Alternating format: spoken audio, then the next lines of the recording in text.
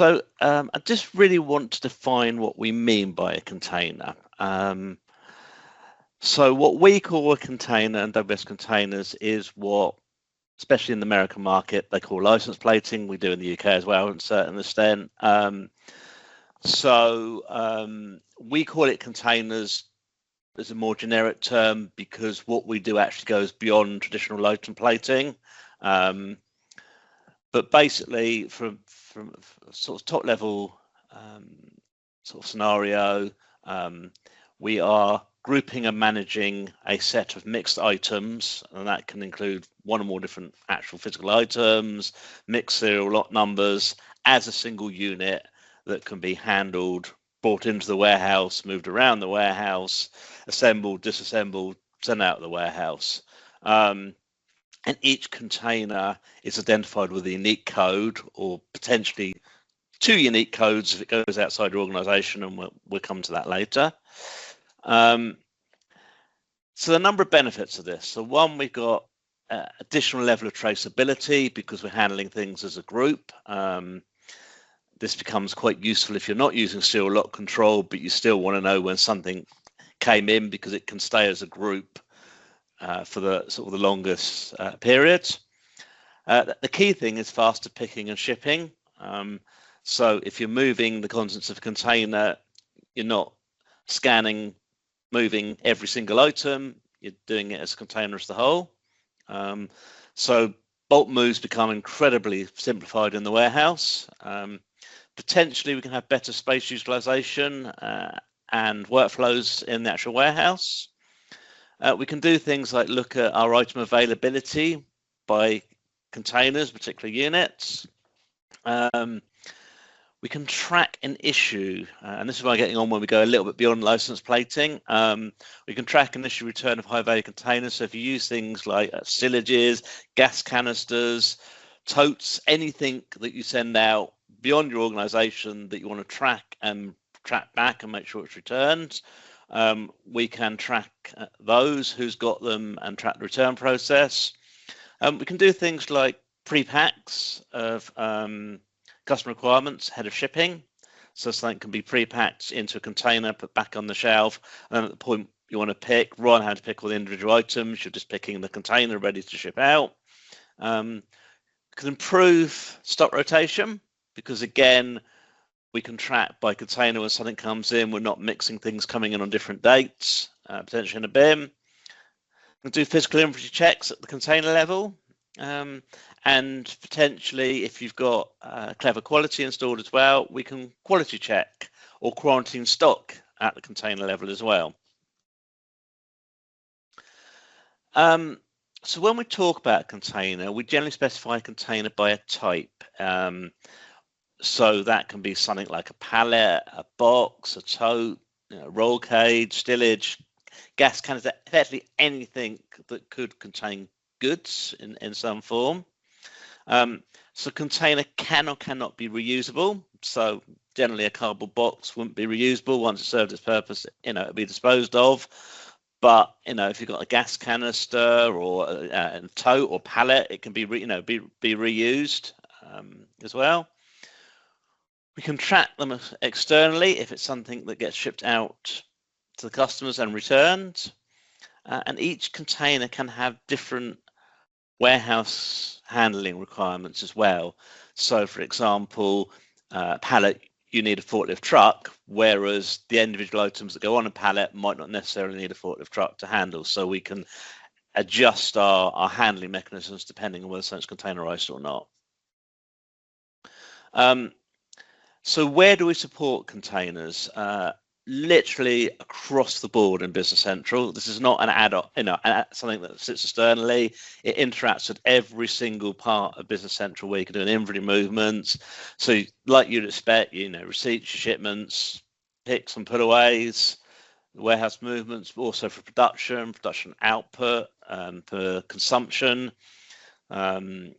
So if you've got line side bins, again, we can move containers into those and pick out the containers for production purposes.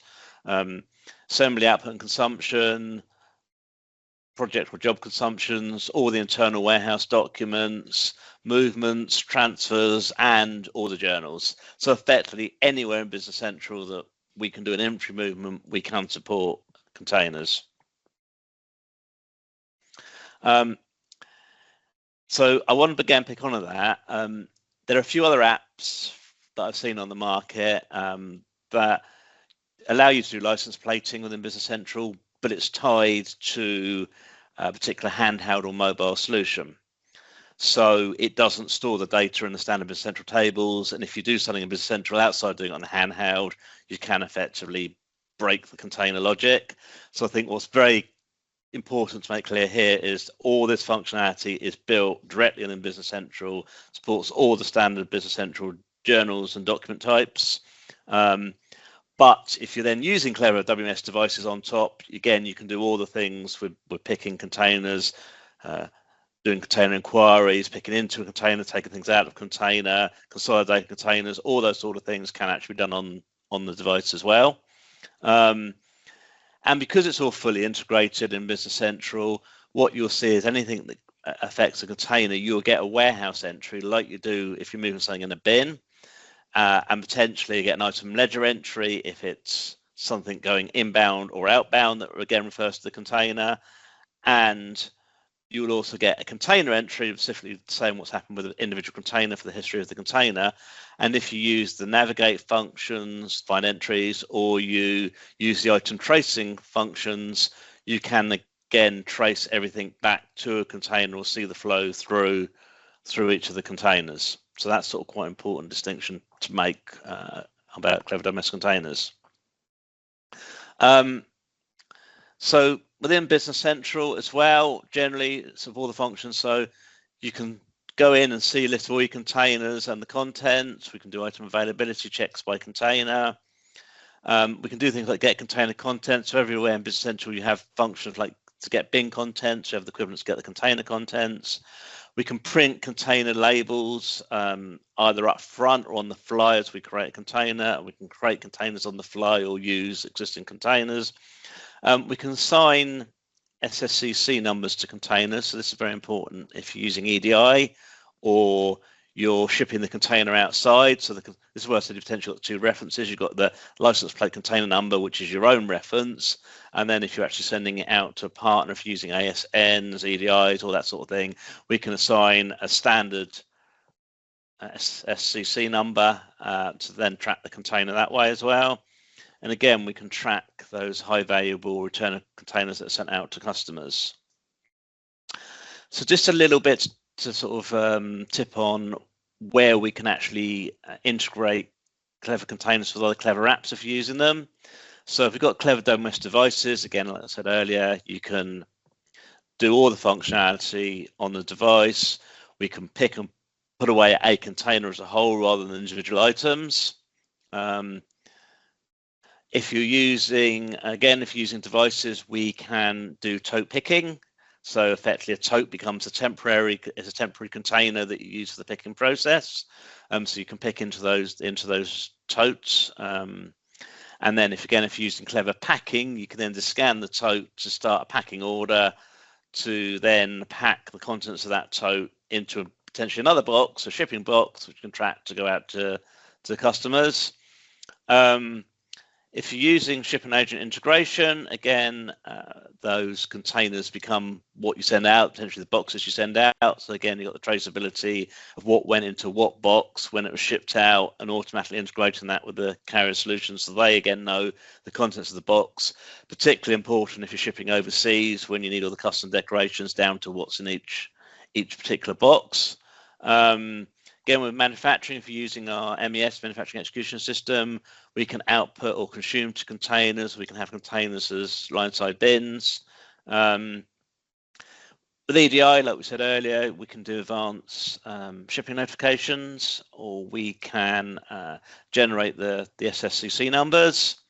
And if you're using Clever Quality, you can quality check by container, and this is quite an important thing because a lot of quality solutions you can only quality check items that are serial or lotted because it's the only way you can particularly identify particular elements of your stock But obviously, if you've got then stock in a container, that is a distinct unit that can be quality checked in its own right. And then you have a quality status against the container and potentially quarantine a particular container rather than all your stock of that item. So again, you don't have to have dedicated bins or dedicated locations for quarantine. It can just be a container within a bin that's quarantined. So at that point, I'm going to move on and do a little demo if there are no questions at this point.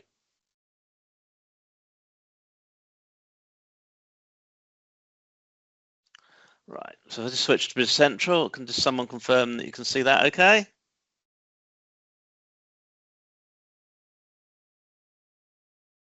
Okay. So within Business Central, we're going to go straight in and look at our container types. So container type effectively distinguishes every type of container that we can use. In my particular case, in this environment, I have things that I potentially use for packing on outbound. So I've got 3 different boxes. I've also got a couple of different types of pallets, and I've got a couple of totes. So if we go in and just look at one of our boxes, we can see that because the box is not marked as reusable. Again, we've got a visualization that just shows us the dimensions of the box, and we can store the dimensions. If I then go and look at a pallet, again, we can see that this is set as reusable, and we are actually tracking these out externally. Again,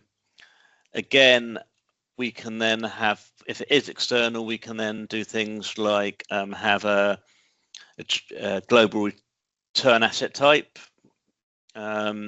So that allows us to generate a GRAI number. So again, if we're using EDI, especially if we've got things like gas canisters that go out and come back, they can be tracked across the whole fulfillment process through EDI and externally by assigning those sort of tracking numbers. And again, this place, because it's a pallet, we've got a special equipment code of forklift. So this will override our item level special equipment codes, because the item again may not need a forklift to handle it, but because we don't know we're now storing that on multiple units on a pallet, we need a forklift truck if we're going to handle that in the warehouse. So if I just go to my check pallets, you can see again we've got functions on here to create containers. So obviously some things like boxes you might want to just create on the fly, but if it's stuff that is actually going to sit in your warehouse like totes and pallets, we can batch create and identify a number, a whole series of pallets up front so they're ready, or when we at the point we acquire them. And we can generate a number series. So again, we can, if things like a box, we can do it on the fly. So then go and have a look at my list of containers. It will show me all the containers I currently have of this particular type of container. And if I actually go into a container, you will see that this particular container has stock of 3 items in it.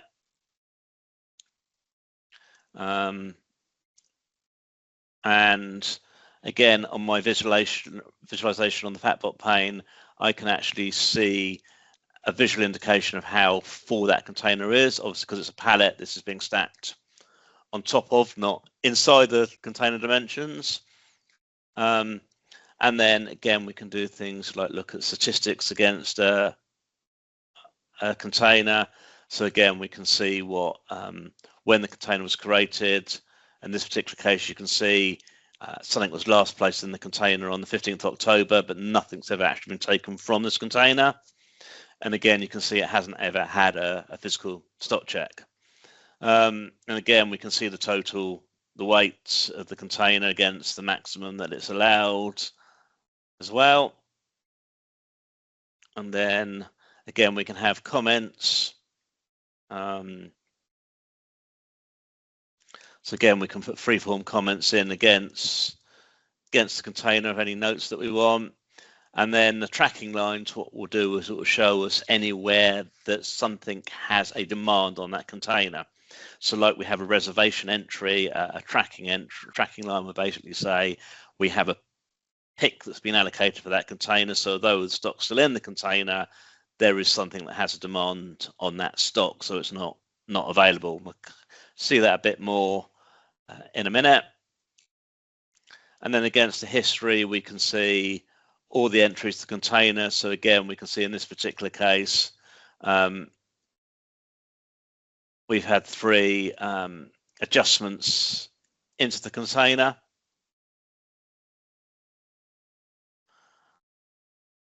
So that is effectively showing, our container. So we just sort of try and sort of show how we could then use the container within Business Central. If we go and look at our warehouse shipments,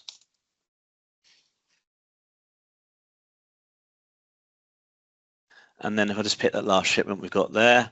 So this is from some of the black paint that we saw earlier. We know we've got stock in a particular container. So if I just create the pick for that,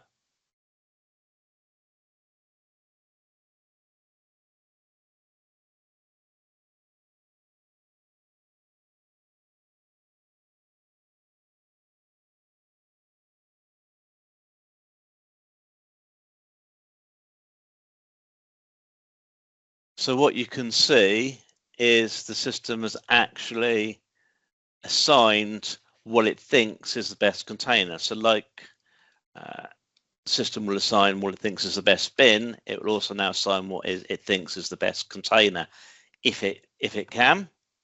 So if I actually look up in the container number, I can actually see I have stock within 4 containers, and again, then I can see the actual quantity in the container and the quantity that's actually available.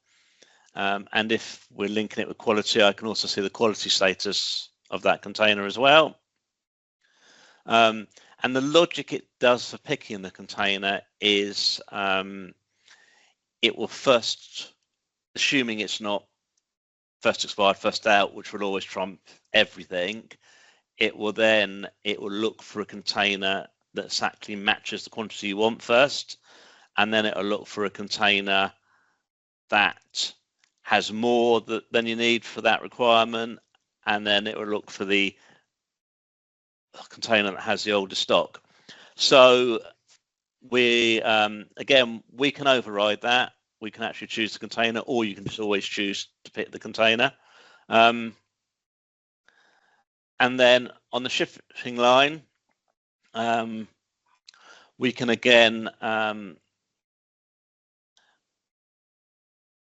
decide if we're going to ship this in a container, if we want to do this now. So if it's a tote picking, we could pick a tote, or we can pick into a box, or we could again obviously do it at the shipment stage. So just to sort of show how this will work, I can do a create new container, and I can actually say we're going to put this into a large box, and I can print a label on the fly. I'm not going to do this for demo purposes because you're not going to see it, but and then what the system will do is it'll go away, create a new box type container, and assign that to the line. Again, we can do all the sort of things that we would normally do, like split a line, so we can have multiple containers. So if I now register that pick, and then we go back to the warehouse shipment. On the warehouse shipment lines, we don't have containers because in theory, there could be, unlike the pick where you can split lines, there could be multiple containers. So what we then actually have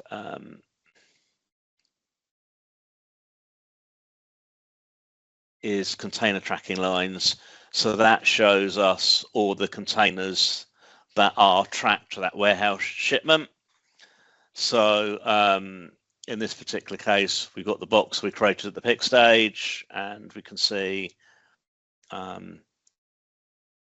the container that's in use, and then we can see again in real time the total weight. So if we can then actually decide to reallocate within this screen to different containers. You want to consolidate containers or split containers. So again, in the fly, we can actually see what the what the weight of those containers is. So again, if we just want to sort of quickly go and look at replenishment. Actually, just before I do that, what I will just show you is if we go to an item record,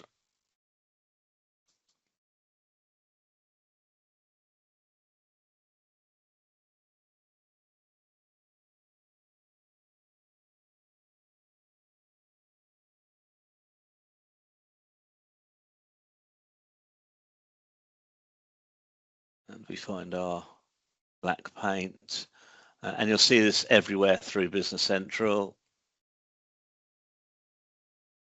is if we go into the item availability list, we have item availability by container. So again, this shows us all our containers that have stock of the item, and you can see this is even showing us the box that we created in the previous one, because although it's not available, we actually do have it currently sitting there. So just to sort of show again a little bit on replenishment. So if we go into the movement worksheet, what you actually see on here is we've obviously got calculate bin replenishment, and that will again suggest containers to replenish the bins, but we can also do things like get container content. So if we want to move things by particular content, we can pick that and it'll go away and it'll pull in stock that's in that particular container. So again, that's sort of giving us a little bit of control against the whole movement and replenishment and bin replenishment, again at the container level. And then the last little thing I was going to show you in Business Central is if we then, for example, wanted to move stock between containers, obviously we can do that with all the movements, inventory movement, warehouse movements, but we also support it across all the journals. So if I was going to do something like an item classification journal,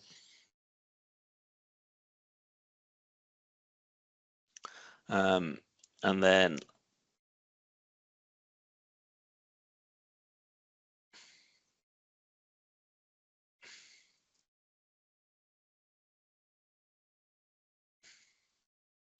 so if I was pick up my container that I know has got that stock or that stock available that I can do something with, I'm using directed pick and put away. So it's exactly the same in the warehouse item journal.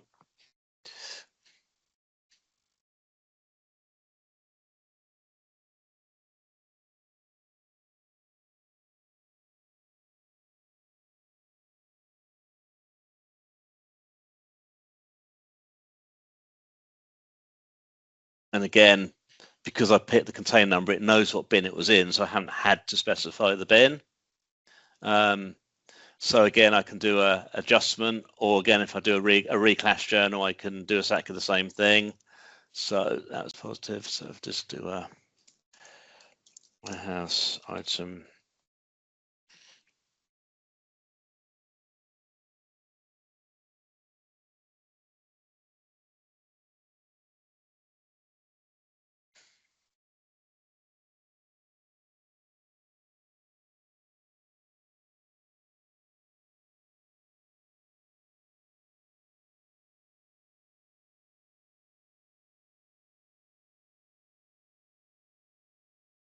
And then I can pick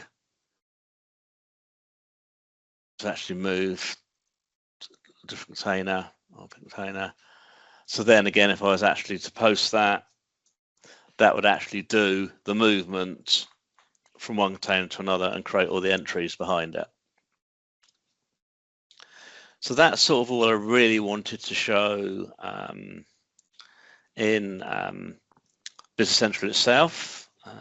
So just to sum up, so what we've actually done today is go through just a few of the basic processes within Business Central to show how a container is, how you can actually use that in some of the sort of journals and documents and through the picking process. And then obviously, if you're using Clever WMS devices, all of those options is just inherent on the device. Again, you know, pick into the container and put away to the container. So just to sort of tidy up a few little things. We have our learning materials. So we've got used documentation library. So Clever docs at cleverdynamics.com and training videos on our YouTube channel. So there are a few sort of videos around using containers, especially with devices. You can also find, if within Business Central itself, if you've got the demo version of the app installed or the actual version, if you go in and do Clever Dynamics User Guide, you can actually get to all the documentations within Business Central. Or if you're using the Copilot chat in Business Central, if you ask any questions, it will actually pick up and query our document libraries as well. So again, you can sort of get the help and the answers on that. So like all of our apps, it's very wizard-driven setup. You can literally set up Clever containers in about 5 minutes. We've got some default configuration packages again to sort of help that set up. So that will bring in all things like the standard GS1 packaging codes, standard GS1 registered GTN codes, and all the other sort of things that you might want to have to manually set up. So the actual setup's minimum. And again, we've got all like the end product videos, like we said earlier, to help you. And it's a fully extensible app. So, you know, we recognize that there's try as we hard, that always that odd niche case where things need to be extended. So for sort of those that are partners, the source code is accessible, fully accessible. We don't hide it like a lot of partners do. We have developer documentation on our doc site.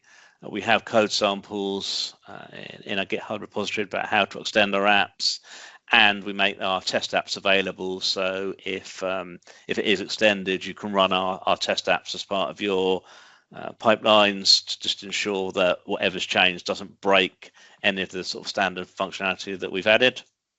And again, sort of for support purpose, we have a dedicated support team based on our UK office for the Clever apps. We do minor releases for any sort of bugs that our partners find, as well as sort of major releases.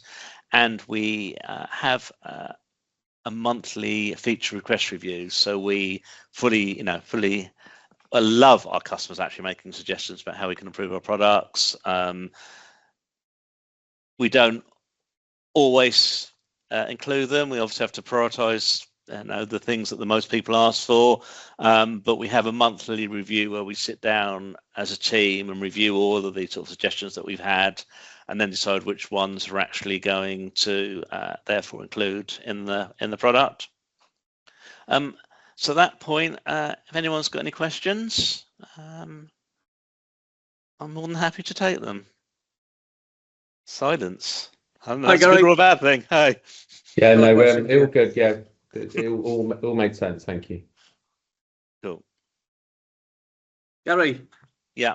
Is it possible to move a container which has picks on the items inside it, or does it become when you pull the contents of the container? I guess it's not available because there's a pick line on it. Correct. So if you have a container that has a tracking line, so something that has a demand on the contents of that container, like a pick, it could be a movement, it could be all sorts of things, but yeah, but taking a pick, if it's got a tracking line against it, you at that point cannot move the container as a whole until that pick has been completed. So you could cancel off that pick, or you could wait till it's completed. But yes, because there's demand on it, you can't do it as a whole. You obviously can have as many different documents taking out stock of a container that isn't reserved by a tracking line, if that makes sense. Yeah, okay, thank you. And I've got another question. Can a container be moved with a handheld? Yes. Excellent, thank you. So so there is a container move function on the handheld that is a very simple, very, very simple way of literally just doing the movement. Okay, if there are no more questions at this point. Yeah, no, we don't have any here, Gary. We're very, very new to the kind of the Techman journey. Right. We're just viewing it now just to get an overview and a deeper understanding of it. So, but yeah, no, it's been really good. The website's really helpful. Will there be a recording of this automatically emailed out to participants? Yes. So I will get that over to you at some point this afternoon. Yeah, that's great. Yeah, that's just to share internally. That'd be really useful. Thank you. Of course, no problem. Cool. Thank you for that, though. Okay. Thanks a lot for your time today.